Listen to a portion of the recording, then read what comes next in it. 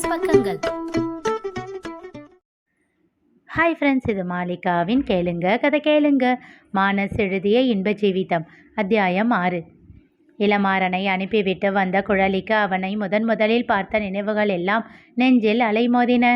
சோஃபாவில் கை வைத்து அதில் தலையை சாய்த்து அமர்ந்தாள் குழலி. அதே நேரம் இளமாறனுக்கும் அவள் நினைவுகளே சுற்றி சுற்றி வந்து கொண்டு இருந்தன. அன்று வைஷ்ணவியிடம் வட்டி பணம் வசூலிக்க இருவரும் சண்டையிட்டு கொண்டிருந்த போது நிகழ்ந்ததை நினைத்து பார்த்தான். வைஷ்ணவி வீராவிடம் 1 மாதம் டைம் கேட்டு கெஞ்சி கொண்டு இருக்க, அக்கா யார் அது என்ற குரல் கேட்டு இளமாறனும் வீராவும் திரும்பி பார்த்தனர். வைஷ்ணவியின் மகளோடு நின்றிருந்தாள் கார்குழலி. அவளை கண்டு இமைக்க மறந்தான் இளமாறன். அடடா, யார் இவ்வளவு அழகா இருக்காளே. அவன் மனம் எண்ணிக்கொண்டிருக்கும் போதே வீராவிடம் கோபமாக பேச ஆரம்பித்திருந்தாள் குழலி. ஹலோ, யாருங்க நீங்க? தனியா இருக்கிற பொண்ணுக்கிட்ட இப்படிதான் வம்பு பண்ணிக்கிட்டு இருப்பீங்களா? வாம்மா வா, நீ என்ன இவளுக்கு துடுப்பா? வீரா அவளிடம் கத்தினான். மாறனோ மெய் மறந்து அவளையே பார்த்து கொண்டு நின்றிருந்தான். குழலி, வட்டி பணம் வாங்க வந்திருக்காங்க என்றாள் வைஷ்ணவி. ஓ என்று விட்டு அந்த குழந்தையை அழைத்து கொண்டு உள்ளே சென்றாள் குழலி. மாறனின் பார்வை அவள் பின்னாலேயே சென்றது. வைஷ்ணவி கெஞ்சி கொண்டிருக்க வீராவோ பிடிவாதமாக மறுத்து சத்தமிட்டு கொண்டிருந்தான். மாறன் அதனை கவனிக்காமல் அவள் சென்ற திசையையே பார்த்து கொண்டிருந்தான். எங்க போனா திரும்ப வரமாட்டாளா? குழலி, எவ்வளவு அழகான பெயர், அவளை மாதிரியே என்று மனதிற்குள் யோசித்து கொண்டிருந்த வேளையில் மீண்டும் அவள் வந்தாள். அவளை கண்டதும் அவன் கண்கள் பளபளத்தன. நேராக வீராவிடம் வந்தவள் தன் கழுத்தோடு அணிந்திருந்த தங்கச் சங்கிலியை கழற்றி அவனிடம் நீட்டினாள். ஏ குழலி, என்னடி பண்ற?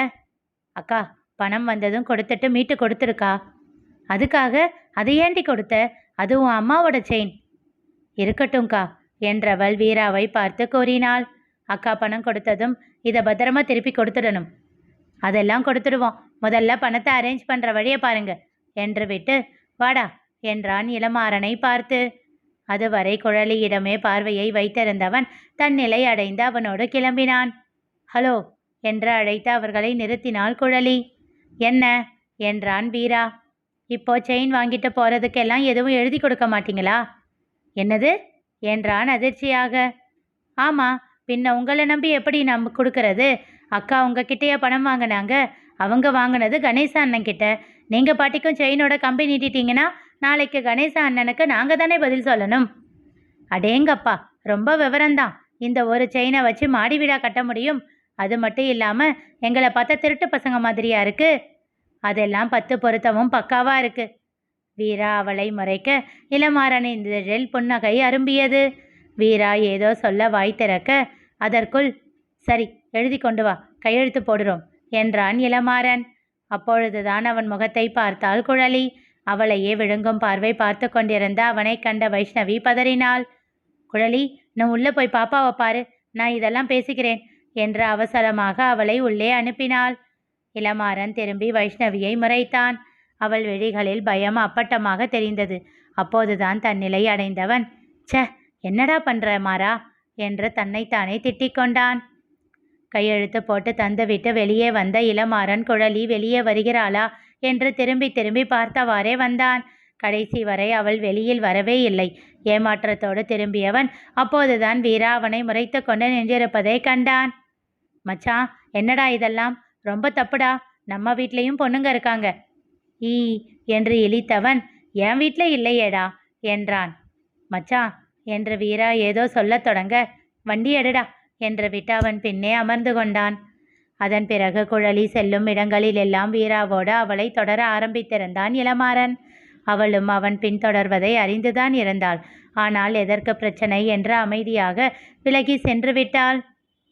சில நாட்கள் கழித்து பொறுக்க முடியாமல் ஒரு நாள் வேகமாக அவர்கள் முன் வந்து நின்றாள் கார்குழலி. என்ன நினச்சிக்கிட்டு இருக்கீங்க நீங்க? கோபமாக அவள் பேச வீரா கொஞ்சம் பயந்து போனான். இளமாறனோ புன்னகையோடு உன்னத்தான் என்றான். அவனை எரிக்கும் பார்வை பார்த்த குழலி, அது தெரியுது, எதுக்கு என்ன ஃபாலோ பண்ணிக்கிட்டு இருக்க என்றாள். சடுதியில் அவள் பேச்சு ஒருமையில் மாறிவிட கோபம் கொண்டான் வீரா. ஏ பொண்ணு, பார்த்து மரியாதையா பேசு. ஹலோ, ஒரு பொண்ணு பின்னாடி நாய் மாதிரி சுற்றிக்கிட்டே இருக்கிற உங்களுக்கெல்லாம் என்னடா மரியாதை? அடிங், என்ற வீரா அவளை அடிக்க நெருங்க அவனை பிடித்து இழுத்தான் இளமாறன். எல்லாம் உன்னால தாண்டா, இந்த ஆழாக்க கிட்ட எல்லாம் பேச்சு வாங்க வேண்டியிருக்கு பாரு. வீரா பொங்கிவிட்டான். இருடா மச்சான், எதுக்கு இப்போ டென்ஷன் ஆகுற? அவ சொல்றதும் சரிதானே. ஆனா பாரேன், அழகான பொண்ணுங்க கோபப்பட்டா அழகு இன்னும் கூடி போயிடுது என்றான் சிரித்து கொண்டே. அவள் முறைத்து விட்டு செல்ல வீராவோ அவனை எதை கொண்டு அடிக்கலாம் என்று பார்த்து கொண்டு இருந்தான். டேய், இப்படி ஒரு சின்ன பொண்ணுக்கிட்ட திட்டு வாங்குறியே, அசிங்கமா இல்லையா? சட்டென்று தலையை குனிந்து வெட்கப்பட்டான் இளமாறன். கருமம், என்னடா இது? வெக்கண்டா, தலையில் அடித்து கொண்டான் வீரா. பார்க்க சகிக்கல. அதை விடுடா மச்சான், அவ யாரோ எல்லாம் இல்லை, என்னோட வருங்கால பொண்டாட்டி. திகைத்து போய் அவனை பார்த்தான் வீரா. மாறா, நிஜமா தான் சொல்றியா? ஏதோ சும்மா அவ பின்னாடி சுத்திக்கிட்டு இருக்கேன்னு நினைச்சேன். அதுவரை சிரித்து கொண்டிருந்தவனின் முகம் இறுகியது.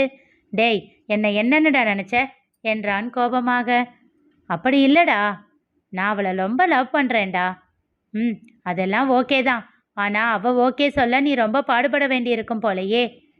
அதெல்லாம் நான் பார்த்துக்கிறேன், நீ நடத்து மச்சான், நான் கிளம்புறேன் என்று விட்டு அங்கிருந்து நகர்ந்தான் வீரா. அவன் கையை பிடித்து நிறுத்தியவன், டேய் மச்சான், நீ எப்படிடா வீட்டுக்கு போவ என்று கேட்டான். ரொம்ப அக்கறை தாண்டா உனக்கு.